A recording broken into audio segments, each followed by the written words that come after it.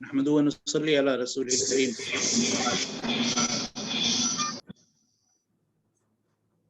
मोहतरम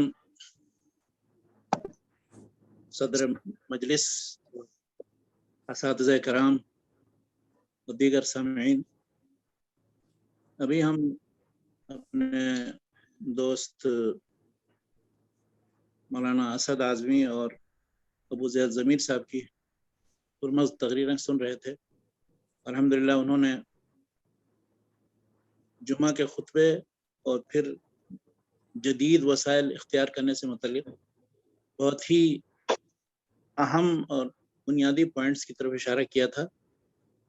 मैं चूँकि दावत के मैदान से अमली तौर पर बहुत जुड़ा हुआ नहीं हूँ, मेरा काम खालिस इल्मी काम या तहक़ीक़ या रिसर्च वगैरह कहा, वही मखतूतात के मैदान में, जो बिल्कुल ही बहुत ही दूर का मैदान है। लेकिन मुख्तलिफ दाइयों को और दाइयों के मुख्तलिफ असालीब से वाक़फ़ियत और इसी तरह से दावत के मुतालिक जो कुछ हमारे सलफ़ ने किया है, उसकी पूरी तारीख़, ख़ासतौर पर बरसग़ीर में 2 सदी की जो तारीख़ है और आलम इस्लाम में जो मुख्तलिफ दावती मनाहिज हैं, तो उनसे वाक़फ़ियत और उनसे मुतल्लिक़ मुताला मेरा मौजू हमेशा रहा है। मैं यहाँ तमहीद में ज़्यादा वक्त नहीं लेना चाहता। यहाँ 2 बातों की तरफ इशारा सबसे पहले मैं करूँ, वो ये कि कुरान मजीद में दावत और तबलीग, जिनसे हम दुआत और मुबल्लिगीन यानी दावत का काम करने वाले और तबलीग का काम करने वाले निकालते हैं, मुराद लेते हैं, तो दावत के काम को बहुत ही अहम और बुनियादी काम करार दिया गया। कुरान मजीद में है वमन अहसनु क़ौलन मिम्मन दआ इलल्लाहि व अमिल सालिहन व क़ाल इन्ननी मिनल मुस्लिमीन। और इसी तरह दावत का काम कैसे और किन बुनियादों पर किया जाए, उसके बारे में कुरान मजीद में है कुल हाज़िही सबीली अदऊ इलल्लाहि अला बसीरतिन व अना व मन इत्तबअनी, यानी अला वजहिल बसीरत दावत का काम किया जाए, यानी पूरे वसूख के साथ और जो मालूमात आपको हैं, जो कुछ आपके पास दलाइल की रोशनी में, इस्तिदलाल की रोशनी में वाज़ेह है, उन चीज़ों की तरफ दावत, ऐसी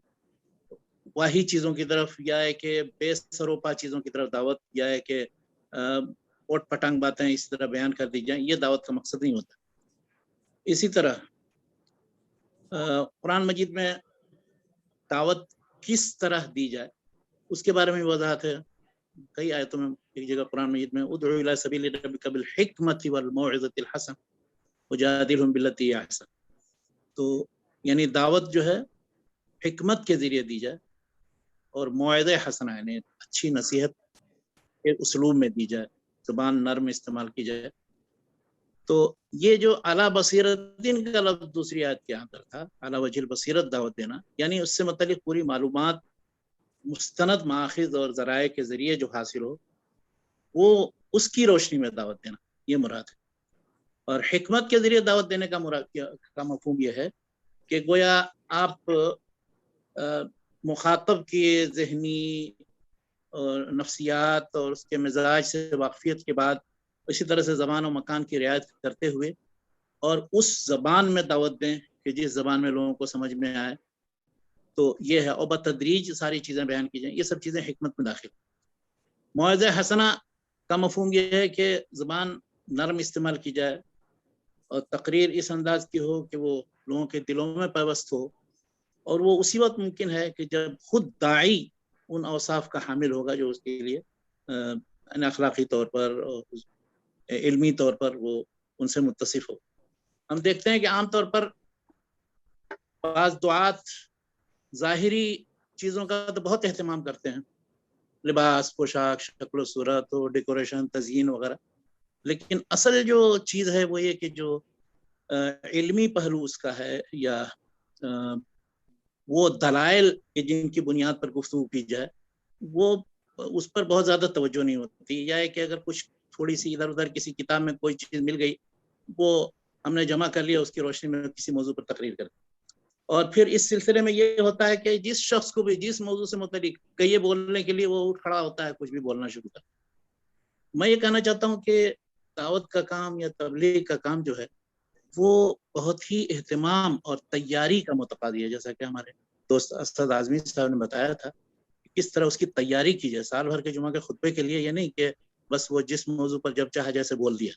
بلکہ اس کی پوری تیاری کی جائے. تو اسی تیاری کے لیے کس طرح ہم تیاری کریں اور پھر کس طرح لوگوں کو سمجھائیں اور بتائیں، اس سے متعلق کچھ باتیں میں بیان کروں گا. وہ سب چیزیں اصل تو معروف ہیں، لیکن یہاں تذکیر مقصود ہوتی ہے، دہانی اور کرنا مقصود ہوتا ہے. قرآن مجید میں ایک آیت ہے بہت اہم تبلیغ کے تعلق سے، وہ یہ کہ اللہ تعالیٰ نے رسول کو کیا کہا، یا ایھا الرسول بلغ ما انزل الیک من ربک وان لم تفعل فما بلغت رسالته. یعنی رسول کو خطاب کر کے اللہ تعالیٰ ارشاد فرما رہے ہیں کہ اے رسول اس چیز کی تبلیغ کیجیے جو آپ کے اوپر اپنے رب کی طرف سے اتاری گئی. اگر یہ کام آپ نے نہیں کیا، یعنی اس چیز کی تبلیغ نہیں کی، وہ چیز نہیں پہنچائی جو اللہ تعالیٰ نے آپ پر نازل کی ہے، تو فما بلغت رسالت، تو آپ نے گویا اللہ کا پیغام نہیں پہنچایا. اب اندازہ لگائیے اس سے تبلیغ کے کام کی اہمیت کا، اور اس کے سلسلے میں جو ایک خوف اور احتیاط اور اسی طرح سے بالکل یعنی انتباہ،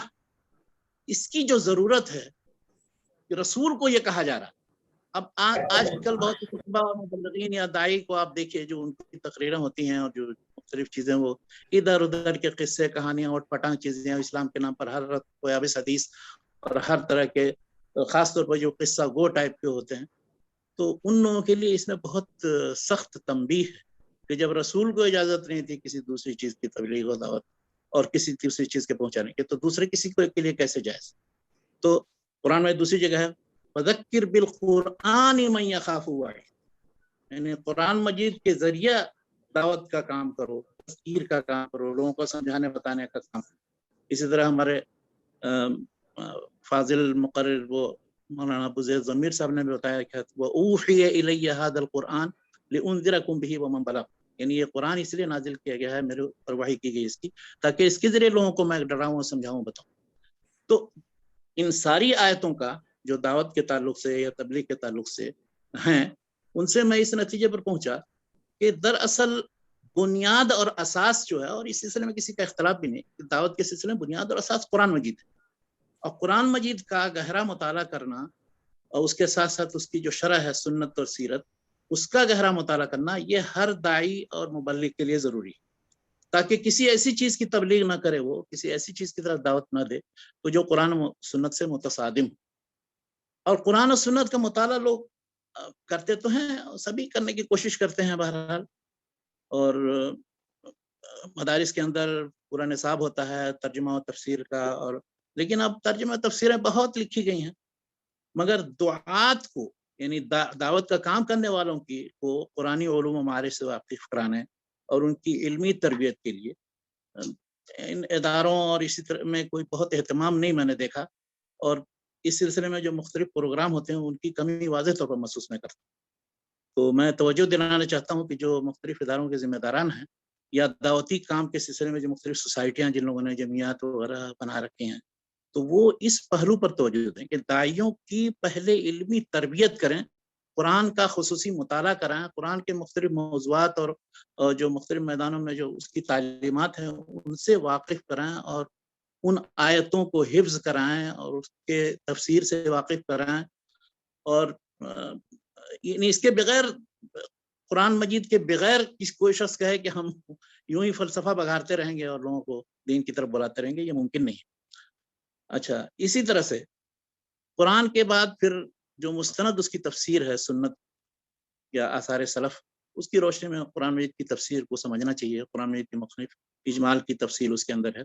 تو اس سے بھی واقف ہونا ضروری ہے. اب اس سلسلے میں بہت سی موضوع بے سر و پا روایتیں ہیں اور جن کا کوئی اللہ کے رسول صلی اللہ علیہ وسلم سے ثبوت نہیں ہے، صحابہ کرام سے ثبوت نہیں ہے. اب ان سب چیزوں کو بیان کیا جاتا ہے اور لوگ سمجھتے ہیں کہ یہی سب چیزیں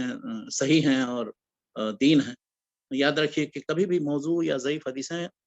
داعی یا مبلغ کی طرف سے لوگوں کو بیان نہیں کرنا چاہیے. اور یہ اکثر داعی جتنے ہیں، مبلغین ہیں، उनको इसका एहतमाम करना चाहिए और इसका एहसास जो भी दावत के मैदान में कुछ उसने ज़िंदगी गुजारी हो तो उसको उसका एहसास होता है कि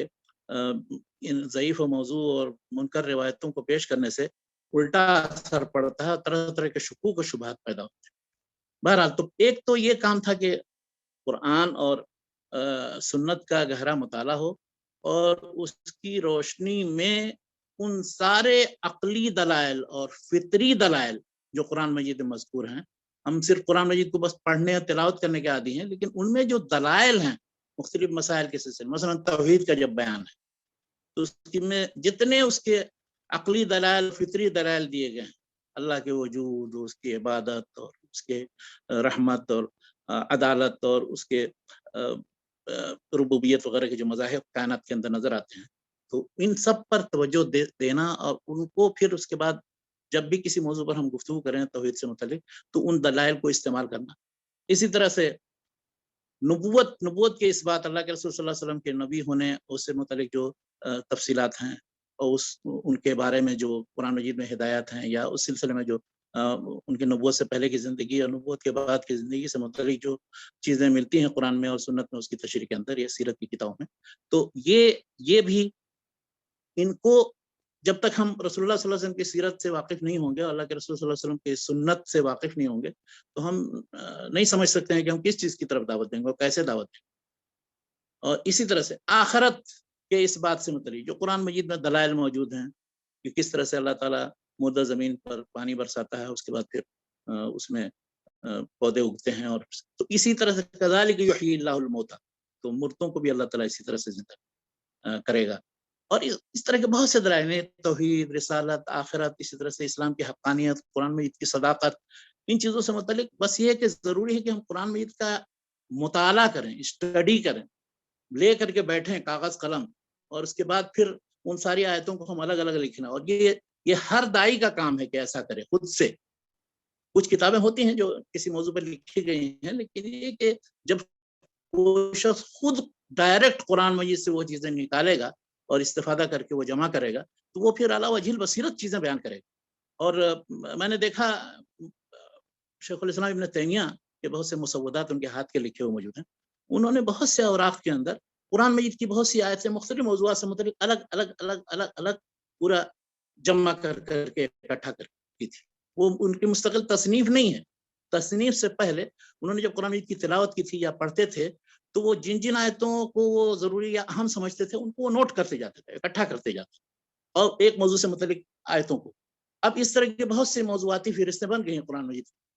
तो उन फ़हरिस्तों से इस्तिफ़ादा किया जाए और खुद कुरान मजीद की तिलावत करते हुए इस तरह की आयतों को निकाल करके कि कहाँ किस जगह किस चीज़ से मुतल्लिक़ दलील क्या बयान की गई है, कुरान मजीद का उसलूब या तर्ज़ इस्तिदलाल क्या है, कुरान मजीद ने इस मौजू से मुतल्लिक़ क्या वज़ाहत की है, किस तरह लोगों के शुकूक व शुबहात का जवाब दिया, वगैरह वगैरह।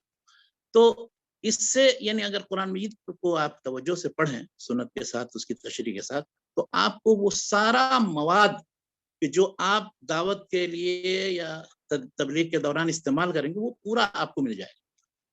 तो ये तो इससे आपको फिर इस्लामी तालीमात की हक़ानियत भी समझ में आएगी, और उसके लिए फिर ये भी कि कुरान मजीद में सूरह फातिहा में मसलन हम पढ़ते हैं, कुरान में बहुत सी दूसरी जगहों पर है कि इहदिनस सिरातल मुस्तक़ीम सिरातल लज़ीना अनअमता अलैहिम गैरिल मग़दूबि अलैहिम वलद्दालिन। तो सिरात मुस्तक़ीम जो हो ये इस्लाम है, और सिरात मुस्तक़ीम ही हम तलब करते हैं, और सिरात मुस्तक़ीम के खिलाफ जो है उनका रास्ता हम नहीं अपनाते, वो मग़दूब अलैहिम और दालिन है। मग़दूब अलैहिम यानी यहूद और दालिन नसारा, और ये बतौर नमूना यानी मग़दूब अलैहिम वलद्दालिन जैसे कि सुन्नत में इसकी तफसीर है। मकसूद ये है कि जो लोग इल्म रखते हुए गुमराह हों या फिर उस पर अमल ना करें और सच्चाई और सदाकत पर ईमान ना लाएं, तो उनकी मिसाल यहूदियों की तरह है। और जो लोग जहालत की बुनियाद पर, नावाकफियत की बुनियाद पर हर चीज़ को दीन समझ लें, तो वो उनकी मिसाल नसारा की है। तो यहूद और नसारा की जो सिफतें हैं वो जैसा कि सूरह बकरा के अंदर सूरह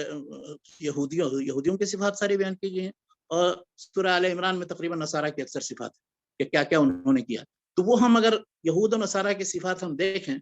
اور اس سے پھر ہمیں بہت عبرت ہوگی، اور کیوں ہم نے ان کا طریقہ چھوڑا ہے، اور کیوں ہم اللہ سے طلب کر رہے ہیں کہ اللہ تعالیٰ ان لوگوں کا طریقہ بتانا یا ان لوگوں کا راستہ جو صراط الذین انعمت علیہم، جن پر تو نے انعام کیا. اب جن پر انعام کیا ہے تو وہ انبیاء ہیں اس طرح سے، اور دوسرے لوگ جو ان کے بعد تھے مصلحین اور ہر زمانے میں جو اچھا کام کرنے والے، وہ سب انبیاء اور مصلحین و مجددین جو بعد میں بھی پھر اس کے بعد رسول اللہ صلی اللہ علیہ وسلم کے بعد آئے ہیں، وہ سب اس میں شامل من النبیین والصدیقین والشہداء والصالحین. تو اس سورہ فاتحہ کی جو یہ آیت ہے جس میں ہم دعا مانگتے ہیں، اور قرآن مجید میں جیسا کہ اس میں ذکر ہے، اس سے یہ سمجھ میں آتا ہے کہ ایک دائی کی نگاہ انسانی تاریخ پر بھی ہونی چاہیے. اس میں اچھے لوگ اور برے لوگ، اچھی قومیں بری قومیں، اور ان کے ساتھ کیا ہوا نہیں ہوا، وہ انسانی تاریخ پر پوری نظر ہونی چاہیے. اور اس کے ذریعے تذکیر کا یا دعوت کا یا تبلیغ کا کام بہت ہی اہمیت رکھتا ہے. قرآن مجید میں دوسری جگہ فذکرہم بایام اللہ، ایام اللہ کا مطلب یہ ہوتا ہے کہ ایسے وہ اہم ترین دن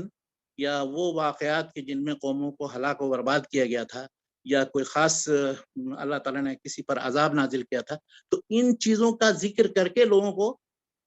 ڈراؤ، بتاؤ، سمجھاؤ. تو ایام اللہ یا انسانی تاریخ پر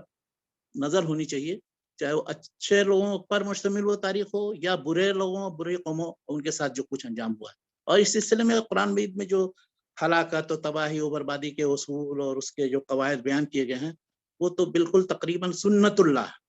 اور سنت اللہ اللہ تعالیٰ کا ایسا طریقہ ہے کہ جو کبھی تبدیل نہیں ہوا، اور ہر قوم کے ساتھ وہ موجود ہے. اور ایام اللہ کے بعد پھر ایک چیز ہے، اللہ تعالیٰ کے جو مختلف کرشمے قدرت کی چیزیں ہیں جن کو شاہ ولی اللہ نے کہا ہے آلاء اللہ، اللہ تعالیٰ کی جو کرشمے قدرت، اس کے جیسے آسمان و زمین کی جو تخلیق کی ہے اس نے، یا آسمان میں آپ دیکھیے، زمین میں دیکھیے، آفاق و انفس میں. قرآن مجید میں ہے سنوریہم آیاتنا فی الآفاق وفی انفسہم حتی یتبین لہم انہ الحق. تو اللہ تعالیٰ کی جو نشانیاں ہیں وہ آفاق میں ہیں، آسمان و زمین اور فضا کائنات کے اندر، سارے سورج، چاند، زمین، ستارے، سیارے وغیرہ،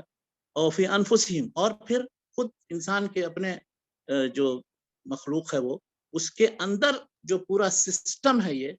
جسم کے اندر کس طرح سے نظام ہضم ہے، کس طرح دوران خون ہے، کس طرح سے عقل ہے، اور کہاں سے کس طرح سے سارے جو اتنے نروز ہیں ایک دوسرے سے جڑے ہوئے ہیں اور ایک دوسرے سے جڑ کر کے کام کرتے ہیں، کہیں تھوڑی سی تکلیف ہوتی ہے کو محسوس ہوتا ہے وغیرہ وغیرہ. پھر اس میں خود ہی اللہ تعالیٰ نے کس طرح نظام ڈال دیا ہے کہ وہ کہیں کوئی بات، اگر کہیں کسی جگہ کوئی گڑبڑی ہوتی تو خود سے اس کو ٹھیک کرنے کی کوشش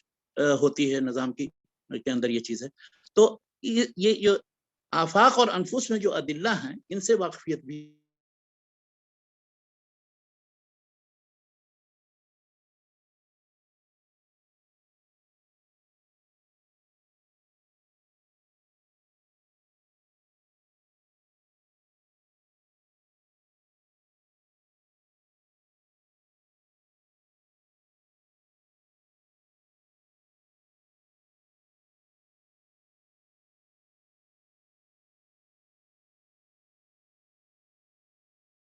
استفادہ کرنا چاہیے.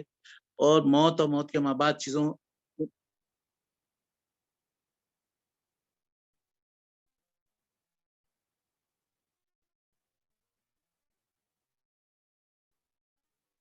اور پھر اس کے ساتھ ساتھ ضروری ہے کہ اوپر بھی نظر رہے. اور ایک بات یہ کہ قرآن میں جگہ جگہ آپ دیکھیں گے مختلف جو گمراہ لوگوں کا ذکر ہے، یا ہر طرح کے جو نمونے لوگوں کے ہیں یا قوموں کے ہیں وہ موجود ہیں. ان کی کیا صفت تھی، ان کی کیا نفسیات تھی، اور اس طرح سے مختلف جو دین و مذہب کے ماننے والے وہ کیا کرتے تھے، نہیں کرتے تھے، ان کے اندر کس کس طرح کی گمراہیاں تھیں، تو ان سے واقف ہونا ضروری ہے. اب اس سے قرآن مجید سے یہ اشارہ ہمیں ملا کہ موجودہ دور میں جتنے بھی گمراہ فرقے ہیں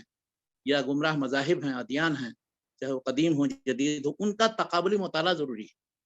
یعنی یہ جو کمپیریٹیو اسٹڈی ہے مذاہب سے متعلق، اس کی طرف خود قرآن مجید اشارہ کر رہا ہے اور اس کی طرف توجہ دلا رہا ہے. ان کی بہت سی چیزوں کا ذکر ہے، یہود و نصارہ کی تردید ہے، اور ان سے مجادلہ اور گفتگو و بحث مباحثہ کرنے کا حکم بھی دیا، وجادلہم باللتی ہی احسن، یعنی صحیح طریقے سے ان کو سمجھانے کے لیے ان سے बहस और गुफ्तगू मुजादला भी किया जा सकता है, लेकिन मुजादला का मतलब लड़ाई झगड़ा करना नहीं है। वहाँ मुराद ये कि दलाइल के जरिए उनसे गुफ्तगू और दलाइल के जरिए उन पर हुज्जत तमाम करना।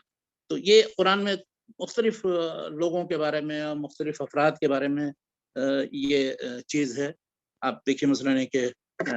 नमरूद के साथ जो इब्राहिम अलैहिस्सलाम की गुफ्तगू हुई, या इसी तरह से सूरह यासीन के अंदर जो एक आदमी इस तरह से समझाता है लोगों को, आता है वजा रजुल मिन अक़सल मदीनति यसअ क़ाल या क़ौम इत्तबिउल मुरसलीन। तो उन्होंने मुरसलीन की बात या रसूलों की बात नहीं मानी, उसके बाद फिर लेकिन इसको लोगों ने फिर कत्ल कर दिया। फिर उसके बाद उसका अंजाम क्या हुआ? अच्छा, उससे मुतल्लिक़ लोगों को क़ाल या लैत क़ौमी यअलमून बिमा ग़फ़र ली रब्बी, कि मेरा तो बहुत अच्छा अंजाम हुआ, काश कि मेरी कौम जानती। तो मकसद ये है कि इन पहलुओं पर कुरान की रोशनी में गौर व फिक्र करना, उन चीज़ों को नोट करना और उनको अपनी अपनी जगह पर इस्तेमाल करना, ये ज़रूरी है। यानी कुरान मजीद की तिलावत बस बिला समझे बुझे ऐसी ना हो, जो अक्सर हम लोग तकरीबन 90-95% लोग इसी तरह करते हैं, गुजर जाते हैं। बस एक पारा पढ़ना है और पूरी सूरा ये ख़त्म कर लेनी है बस, या एक रात के अंदर पूरे कुरान मजीद का ख़त्म होना चाहिए। या मसलन कुरान मजीद के साथ मतलब इसको क्या कहा जाए, मतलब लंबी लंबी सांस, इतनी किसकी लंबी सांस है कि जो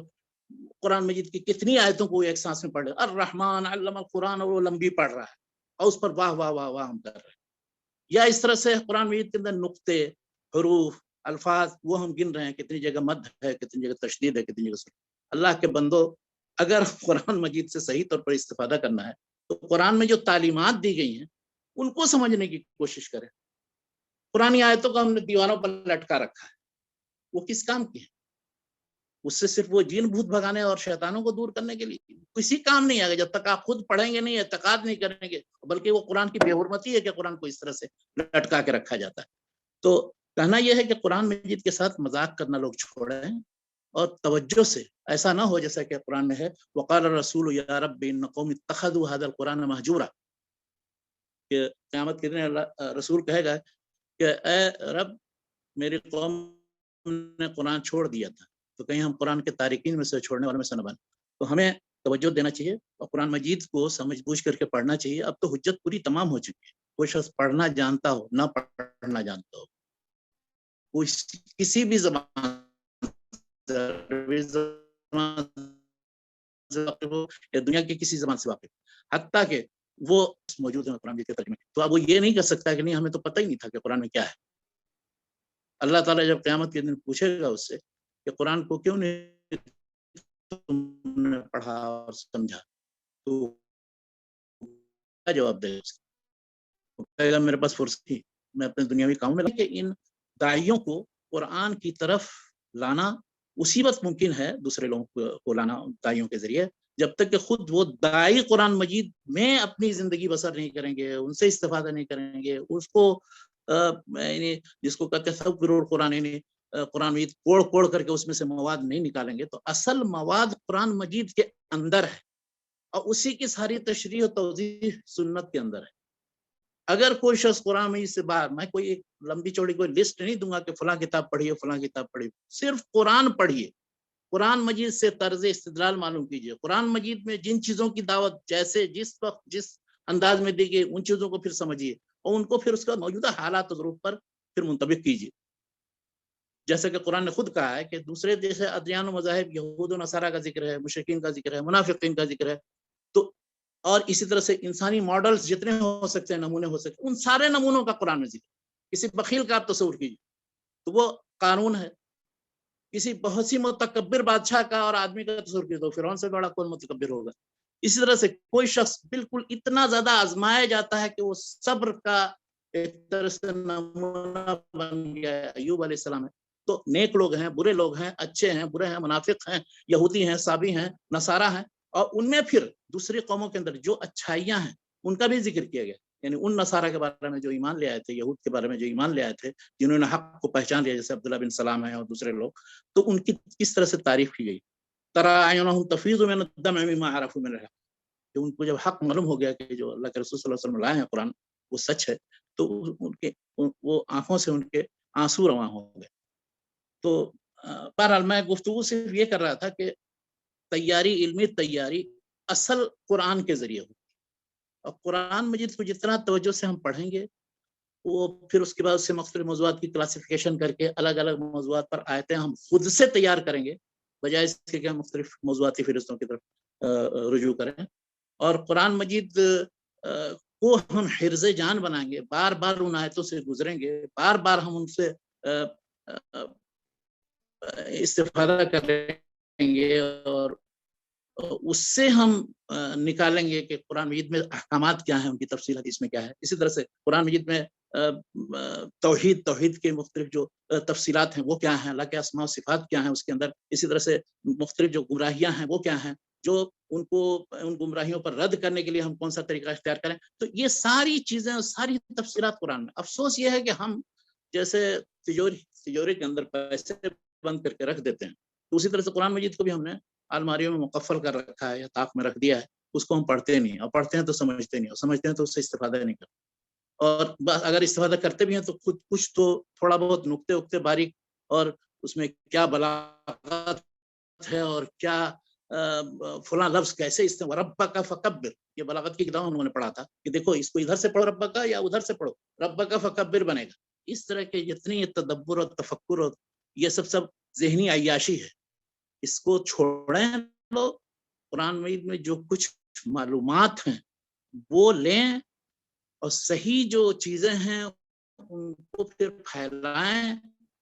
ان چیزوں کی طرف دعوت دیں. یہ ہونا چاہیے ہمارا مقصود. اور جیسا کہ اللہ نے کہا فذکر بالقرآن من یخاف وعید اوحی الی ھذا القرآن لانذرکم بہ ومن بلغ, اور جیسا کہ اللہ نے خود رسول کو کہا تھا یا رسول بلغ ما انزل الیک من ربک. تو جس چیز کی اللہ کے رسول صلی اللہ علیہ وسلم پر یعنی جس چیز کا نزول ہوا تھا قرآن مجید یا وحی کی شکل میں, اس چیز کو پھیلانا, اس کی طرف دعوت دینا, یہ ہے تبلیغ اور دعوت. نہ کہ کوئی بھی چیز کسی کو, کوئی فلسفہ یا کوئی چیز کسی کے ذہن میں آئی اور اس کو پھیلا دیا اور اس کو بتا دیا. پہلی دوسری صدی ہجری کے اندر واعظین کا ایک گروپ پیدا ہوا تھا جن کو قصاص اور مذکرین کہا جاتا ہے. یعنی قصہ گو ٹائپ کے ہوتے تھے, اور لوگوں کو وہ خوب قصے کہانیاں سنا کر کے بہت رولاتے تھے, اور کافی وہ اس میں سے بہت سے توبہ بھی کر لیتے تھے. لیکن ان لوگوں کے اوپر سلف نے ہمیشہ نکیر کی, یہ لوگ اس طرح کی واہی تباہی بے سروپا چیزیں بیان کرتے ہیں جن کا حقیقت سے کوئی تعلق نہیں, تو یہ کوئی اچھی چیز نہیں. ان پر لوگوں نے کتابیں بھی لکھی ہیں, ابن جوزی نے کتاب لکھی اور علامہ سیوطی نے کتاب لکھی. تو یہ قصاص و مذکرین ٹائپ کے ابھی اس وقت بھی بہت سے نظر آتے ہیں. ایسی باتیں بیان کرتے ہیں جو نہ عقل میں آتی ہیں کچھ. اور یہ ایک طرح سے مطلب کہ اسلام سے متعلق جو شکوک شبہات کا دروازہ کھول دیتے ہیں, غیر مسلموں کے لیے اعتراض کا کی بہت گنجائش ہو جاتی ہے پیدا. اور ایک بہت بڑی مصیبت اب یہ ہے کہ موجودہ دور میں ہمارے مسلم نوجوان, بہت سے خواتین, وہ الحاد, بے دینی اور بے راہ روی اور فیمنزم اور دوسری ایسی چیزوں کی طرف چلے گئے کہ بہت دور نکل گئے. اور اگر کوئی ان کو سمجھاتا ہے, بتاتا ہے, تو وہ پھر اس کے بعد سمجھنے کے لیے تیار ہوتے ہیں. تو ہمیں بہت ضروری ہے کہ ان کو ان کے اسلوب میں, ان کے طریقے سے سمجھانے کی کوشش کی جائے تاکہ ان کے دماغ میں بات آئے. وہ جب دیکھتے ہیں کسی مولوی کو وہ نہ انگلش میں کوئی سمجھتا ہے, نہ کوئی بات چیت کر سکتا ہے, اور پرانے دقیانوسی انداز میں گفتگو کرتا ہے, تو وہ دور دور بھی بھاگتا ہے. لیکن ہم اگر قرآن کی انہی تعلیمات کو آسان انداز میں, مرتب انداز میں, ہر موضوع سے متعلق ان کو بتانے کی کوشش کریں, تو پھر اس کے بعد ان کو باتیں سمجھ میں آئیں گی, شکوک شبہات دور ہوں گے. تو یہ ایک دائی کے لیے اصل علمی تیاری اس کی قرآن کے ذریعے ہے. قرآن کو حرز جان بنا لے, اس پر عکوف کرے, اس سے دل لگائے, اسی کو سب سے اچھی کتاب تصور کرے, اور اس کے ساتھ ساتھ طبعا مطلب میرا کہنے کا مقصد یہ نہیں کہ وہ حدیث و سنت کو اس سے نہ جوڑے, مطلب حدیث و سنت تو اس کی تشریح. تو جب تک کہ یہ کام نہیں کرے گا, اور اس طرح جو انہوں نے دعوت تبلیغ کا کام کیا ہے, دائی اور مبلغ بننا چاہتا ہے, سب سے پہلے قرآنی علوم و معارف سے واقفی ضروری ہے. مولانا ابوالکلام آزاد رحمۃ اللہ علیہ نے 3 کتابیں لکھنے کی کا ارادہ کیا تھا. ایک مقدمہ تفسیر جس میں بنیادی مباحث ہوتے تفصیلی طور پر, وہ تو پوری ملی نہیں, ایک ٹکڑا ملا اس کا. دوسری ایک مفصل تفسیر, تفسیر البیان کے نام سے, تو وہ بھی ضائع ہو گئی. وہ انگریزوں نے سب اس کے مسودات لے لیے تو ضبط ضائع ہو, تھوڑا سا حصہ اس کا ملا. اور اس کا کچھ نمونہ تھوڑا سا تفسیر سورہ فاتحہ میں یا کہ سورہ کہف کی تفسیر میں جو ذوالقرنین سے متعلق گفتگو کی, وہ ہے بس. تو انہوں نے یہ تفصیل, جو اصل بڑی تفسیر جو پوری نہیں ہو سکی اور نہ तैयार कर सके, या जितना लिखा था वो भी ज़ाया हो गया। और तीसरी ये तर्जुमान कुरान लिखी थी जो मुतवस्सित लोगों के लिए, आम लोगों के लिए, कि जो कुरान मजीद के मानी मतलब मुख्तसरन समझना चाहते हैं। तो अगर हम तर्जुमान कुरान को या इस तरह की कोई भी तफसीर हो जो आसान हो, मुख्तसर अंदाज में हो, और तर्जुमान कुरान की खुसूसियत ये है कि उन्होंने उर्दू के अंदर, और उसका इंग्लिश में भी तर्जुमा हो चुका है, उन्होंने यानी जदीद जहन को सामने रख करके उसके जहन में जितने शुकूक शुबहात हैं, उन सारे शुकूक शुबहात का जवाब मुख्तसर नोट्स में दे दिया, बल्कि बहुत सी जगहों पर तो तर्जुमा के अंदर ब्रैकेट के अंदर दे दिया। तो इस तफसीर को इसीलिए मैं पढ़ने के लिए कहूँगा कि कुरान मजीद पढ़ते हुए तफसीर तर्जुमा कुरान को, तर्जुमा कुरान को सामने रख लें, और कुरान से मतलब जो बुनियादी और दीगर मबाहिस हैं वो कुरानियात से मतलब जो दूसरी किताबें हैं कदीम और जदीद वो देखें, लेकिन बहरहाल कुरान से लौ लगाएं, कुरान की तरफ रुजू करें, और कुरान से सारे मानी और मतालिब निकालें, और कुरान मजीद से सारे शुकूक शुबहात का जवाब दें, और कुरान मजीद ही की रोशनी में अपने घर की भी इस्लाह करें, दूसरों की इस्लाह करें, माशरे की इस्लाह करें, गैर मुस्लिमों में दावत का काम करें, मुसलमानों में इस्लाह का काम करें। ये सब कुछ बगैर, अगर कुरान को छोड़, वो है ना कि कुरान मजीद को गर गर तुमी खाही मुसलमान जीस्तन नीस मुमकिन जुज बकुरआन जीस्तन, अगर हमी खाही मुसलमान जीस्तन, अगर मुसलमान होकर के जिंदगी गुजारने का तुम्हारा इरादा है तो ये मुमकिन ही नहीं है कि कुरान के बगैर तुम। अल्लाह ताला हम सब लोगों को तौफीक दे कि हम कुरान मजीद को पढ़ें, समझें, उसकी तिलावत बराबर करें, उसे हिर्ज़ जान बनाएं, और उससे जिस तरह से इस्तिफादा का हक है उस तरह हम इस्तिफादा करें। अक़ूलु क़ौली हाज़ा व अस्तग़फ़िरुल्लाह। अस्सलामु अलैकुम।